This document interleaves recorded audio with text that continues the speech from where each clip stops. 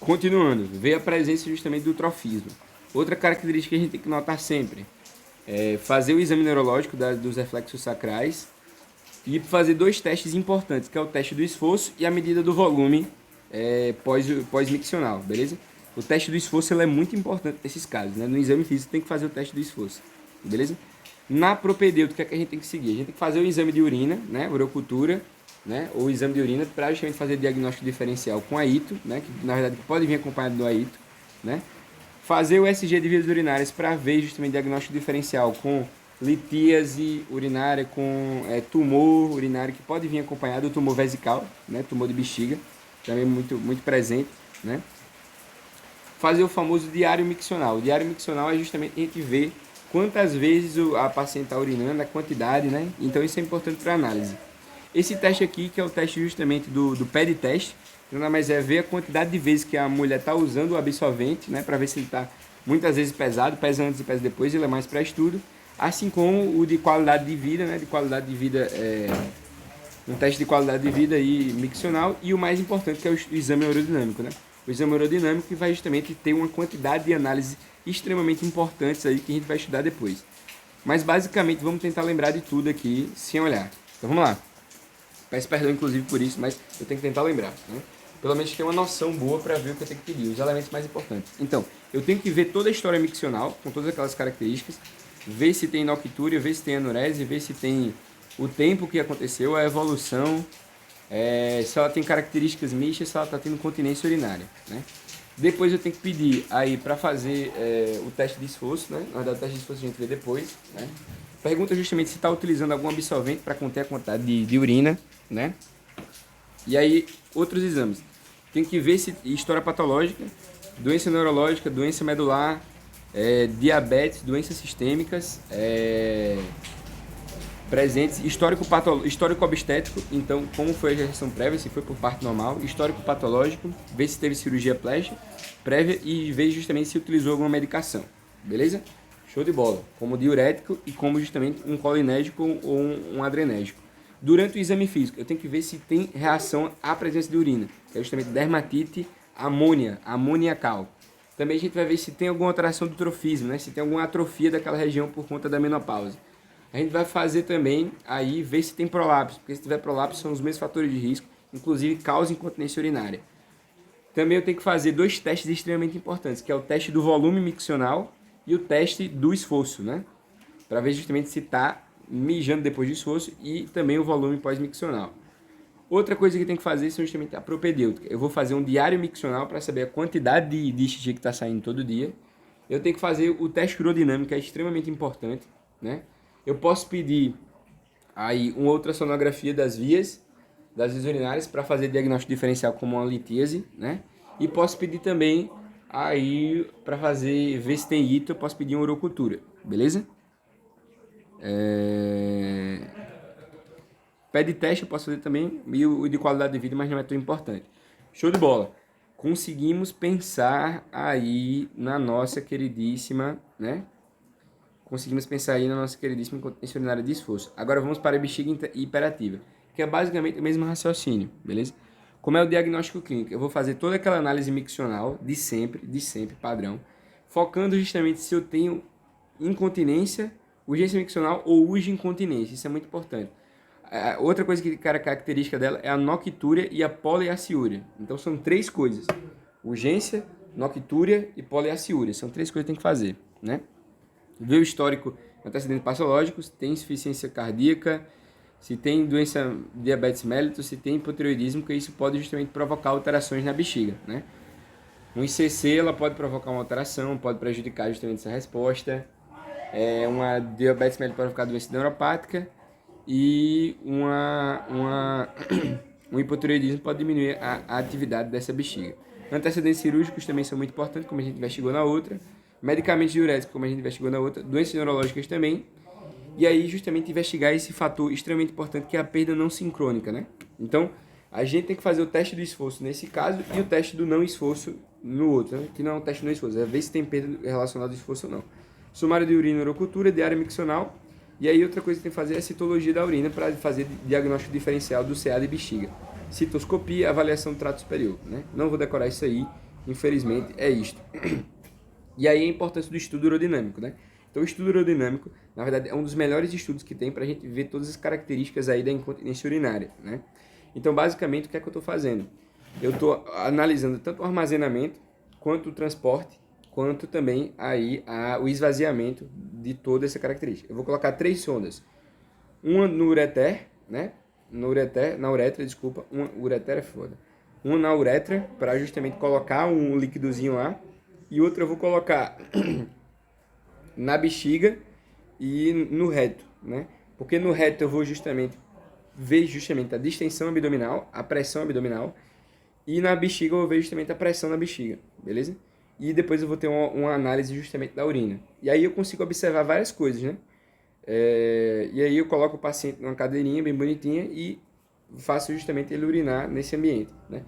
E aí, nota o que é que eu estou fazendo. Eu estou dando líquido para o paciente, estou fazendo esse paciente urinar e eu vou ver em 2 grandes momentos aí essa análise das 3 sondas. Nota que inteligente. Uma eu coloco na uretra para colocar líquido, outra eu coloco na bexiga e outra eu coloco no reto, para eu ver abdômen e ver bexiga, né? E aí, depois, primeiro eu deixo justamente a urina livre, né? Se eu tiver justamente uma quantidade de 15 ml por minuto, 15 ml por segundo, tá bom, tá um fluxo bom. Então a primeira coisa que eu observo é justamente se o fluxo tá legal, né? E aí é nesse momento que a gente consegue observar se existem perdas urinárias. Porque eu vou comparar a pressão abdominal com a perda de urina. A partir do momento que a gente tem uma perda de urina por conta, sem o esforço abdominal, beleza? A gente pode dizer que o paciente está com a de esforço, né? Na verdade, desculpa. Se ele tem uma perda de urina sem contração da bexiga, beleza? Então não tem contração da bexiga e por conta do esforço abdominal a gente tem justamente a perda de urina. Aí eu faço justamente a análise que eu tenho uma insuficiência urinária, uma incontinência urinária de esforço, né? Então isso aí já pode ser medido inclusive através da urofluxometria livre, que é você deixar o quê? Que é você deixar o paciente urinando o suficiente. Isso eu vou justamente observar se o paciente ele não é continente. Ele é incontinente, mas tem retenção. Então, muito importante a gente pensar nesse sentido, né? Incontinência e retenção são coisas diferentes que não obrigatoriamente são expostas. Elas podem opostas, elas podem ser coexistentes, beleza? Deu para entender? Então, uma coisa muito importante. Incontinência e retenção pode acontecer. E na urofluxometria livre a gente consegue observar bem. E depois eu peço que o paciente faça esforço, né? A partir do momento que ele faça esforço, eu observo justamente essa análise aí de alteração. Eu consigo observar, por exemplo, uma urgência miccional a partir do momento, né? Ou uma bexiga imperativa, a partir do momento em que eu não tenho nenhum esforço abdominal e a própria bexiga contrai por si só. Beleza? Deu para entender? Então esse é um fator extremamente importante para a gente conseguir diferenciar uma coisa da outra, né? Então ela tem que ter justamente essa característica ensino, né? Essa característica aqui ensino e um pico no máximo de 15 ml por segundo, beleza? Beleza. Não sei mais o que está acontecendo aqui. Depois eu faço força. Aí o pico verde da pressão abdominal. Tem que se observar se a paciente eliminou urina ao fazer força, né? Se sim, deve-se anotar o valor pressórico em que isso aconteceu, né? Saber o quanto de força de pressão abdominal precisou ser feito para conseguir chegar naquele nível, né? E aí, na contração involuntária do detrusor, né? Na bexiga, há aumento pressórico vesical, mas sem o paciente fazer força. Então a urina vaza. É aqui que quando a gente anota justamente a presença de incontinência urinária urgencional ou então bexiga hiperativa. Eu acho que isso aqui é mais característica de bexiga hiperativa do que obrigatoriamente, na verdade, quando tem perda de urina. Não, pronto. Aqui dá para diferenciar o que é bexiga hiperativa de incontinência urinária. Se eu tenho uma contração da bexiga e perder urina, vou botar o balde aqui, o baldezinho que estava vazio encheu, eu tenho incontinência urinária urgencial, de urgência. Porque do nada ela contrai e gera urgência e o paciente perde urina. Se eu tenho uma contração, mas o baldinho tá vazio, né? Só tem a urgência, aí eu tenho uma bexiga hiperativa, beleza? Pode cursar com poliaciúria? Pode. Pode cursar com noctúria? Pode. Pode cursar, inclusive com a incontinência? Pode. Mas não é característica clássica, certo? Então, acho que basicamente a lógica é essa. Para finalizar, vamos falar a respeito de tratamento, né? Então, quando a gente fala de tratamento, a gente está falando obrigatoriamente de quê? A gente está falando obrigatoriamente das possíveis intervenções que a gente vai fazer. E eu já digo logo, né? Fisioterapia vai para os dois, né? Tanto na bexiga hiperativa quanto na incontinência urinária de esforço, nessas duas grandes entidades, né? Nessas duas grandes entidades, eu tenho a obrigação de fazer fisioterapia, né? Essa fisioterapia perineal, né? Com o objetivo de fortalecer o ureter, né? Do assoalho pélvico, né? Melhorar a musculatura, a tonicidade do esfíncter e apertar mais a uretra. Então, basicamente, essa fisioterapia, né, do assoalho pélvico, ela pode ser feita, né? Aí vai fazer esses passivos, ativos, né? Um instrumento como perineumonômetro, cones, tubos, né? Então, eu quero fortalecer o meu períneo, beleza? Meu pélvico, minha pelve, né? Aquela musculatura pélvica que estava fraca, eu tenho que fortalecer, beleza? Inclusive, é uma característica, uma coisa que a gente pode fazer lá para nossa queridíssima musculatura lá, né? Um exercício perineal para evitar que haja prolapso dessas substâncias aí dos órgãos que estão justamente na região genital. Mas aqui o tratamento não é só de fisioterapia. Dá para fazer fisioterapia nos dois. No caso da bexiga hiperativa, além da fisioterapia, eu posso fazer estrogênio tópico, né? Mas o tratamento aqui da nossa queridíssima inconsciência urinária de esforço não pode ser para tratamento medicamentoso. Aqui está explicando o tratamento medicamentoso. Mas, como eu quero fortalecer o meu ureter, e ele fazia o que para fortalecer o ureter? Ele dava um alfa-adrenérgico, concorda? Como a efenidra, como a norefrenidra. Mas esse alfa-adrenérgico, ele dá um efeito muito pior, né? Que aí justamente ele vai aumentar a pressão, né? Outros efeitos muito piores do que justamente só a incontinência urinária de esforço, beleza? E aí foi feito justamente o famoso, a famosa intervenção cirúrgica. Então, o tratamento da nossa queridíssima incontinência urinária de esforço é intervenção cirúrgica para as duas etiologias, seja por hipermobilidade da nossa queridíssima bexiga, seja por conta da fraqueza do nosso queridíssimo esfíncter, porque eu quero fortalecer o meu esfíncter, beleza? A partir do momento eu faço justamente um teste que se chama, uma cirurgia que se chama SLIG, né? Que é o TVT, né? Sling, né? Cirurgia de Sling, que é o TVT, que é o Tension Free Vaginal Tape. Tension Free Vaginal Tape, né? Então, não há pressão, e a partir do momento que eu faço essa pressão aí, eu consigo melhorar a tração, eu consigo simular aí o esfíncter, né? Eu vou colocar uma alça de polipropileno, né? Uma alça de polipropileno nesse sling, né? TVT, Tension Free Vesical Vaginal Tape. Tension Free Vaginal Tape. Tension Free Vaginal Tape. Tension Free Vaginal Tape. Nada mais é duas estruturas que vão ser colocadas, essa alça de polipropileno, que vai pressionar o esfíncter, deixando justamente ele mais continente, né? É o tratamento padrão ouro na IUR, beleza? Você vai segurar o xixi. Caso a gente não tenha esse sling disponível, a gente pode fazer a cirurgia de Bursch, que é a uretropexia retropúbica, né? Não adianta fazer cistopexia, só uretropexia retropúbica, que eu acho que é fixar a uretra no pubis de alguma forma, né?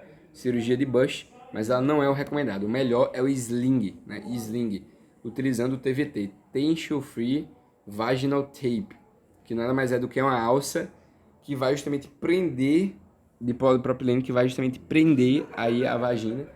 Na vagina, através da vagina, ele vai prender o nosso queridíssimo esfíncter, né? Colocado às cegas, beleza? Ou então cirurgia de Bush, que justamente nada mais é do que a uretropexia retropúbica. Uretropexia retropúbica é outra opção aí de tratamento cirúrgico. Dá para fazer tratamento cirúrgico aqui? Não resolve. Então, eu posso fazer fisioterapia do assoalho ou estrogênio tópico. Mas o melhor tratamento vai ser justamente com os anticolinérgicos. O melhor exemplo, a oxibutilina, beleza? Ou então a nossa queridíssima... Eu vou decorar só a oxibutilina, certo? E eu vou fazer justamente o anticolinérgico, porque o anticolinérgico vai bloquear justamente esse efeito de contração, né, da bexiga operativa, mas ele tem muitos efeitos colaterais. O anticolinérgico tem muitos efeitos colaterais. Por quê? Vai provocar aumento da pressão no olho, quem tem glaucoma não pode. Vai provocar aí...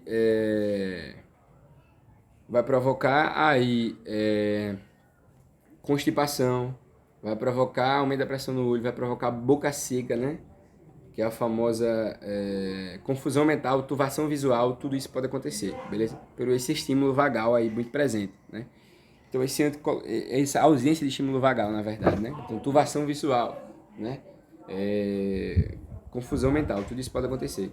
Então, apesar disso, ele é mais barato, né? Enquanto justamente os nossos queridos são betas adrenérgicos, como por exemplo aí o Mina Bregona, né? Mira Bregona, né?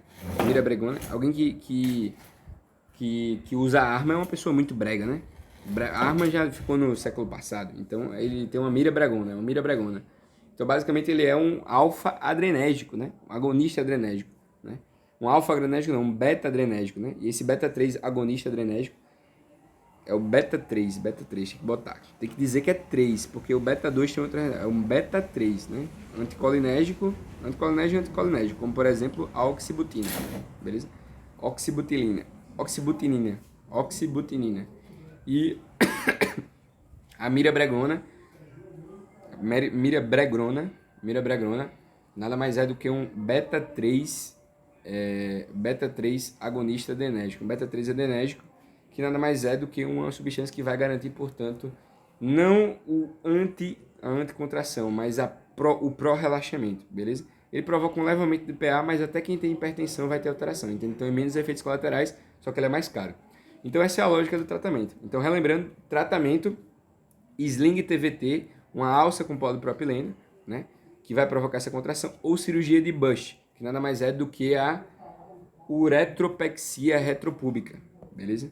Ou então, justamente, o tratamento da nossa queridíssima bexiga hiperativa, onde eu vou dar um anticolinérgico, como a oxibutinina, ou então um beta-3 agonista adrenérgico, como, por exemplo, a mirabrogrona, beleza? Muito obrigado pela sua paciência e um abraço.